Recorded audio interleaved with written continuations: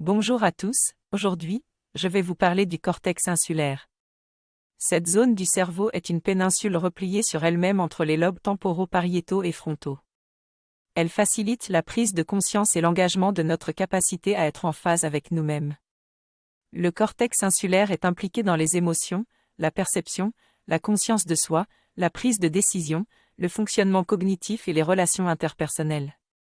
Selon les travaux de Damasio, cette partie jouerait un rôle important dans la théorie des marqueurs somatiques, qui suggère que la pensée rationnelle ne peut être distinguée des sentiments et des émotions, car nous nous servons des signaux corporels pour prendre des décisions. En outre, le niveau d'activité du cortex insulaire antérieur droit permettrait d'estimer le niveau de concentration de l'individu et serait corrélé à la fois à la précision cognitive et aux évaluations subjectives de la conscience viscérale. J'ai découvert l'importance du cortex insulaire dans la perception de la douleur et de l'anxiété.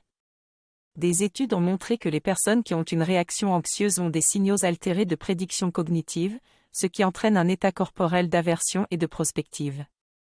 En revanche, il a été démontré que la pratique de la cohérence cardiaque peut entraîner une régulation cardiovasculaire, ce qui permet de mieux fonctionner la zone insulaire du cortex cérébral.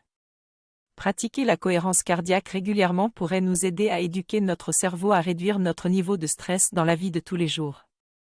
La méditation de pleine conscience consiste à être conscient du moment présent sans porter de jugement sur les stimuli. Cette pratique peut améliorer la structure de notre cortex et aider à réduire le stress et l'anxiété. En entraînant notre corps à envoyer des signaux différents à notre cerveau, nous pouvons mieux réfléchir et prendre des décisions plus connectées à nos valeurs.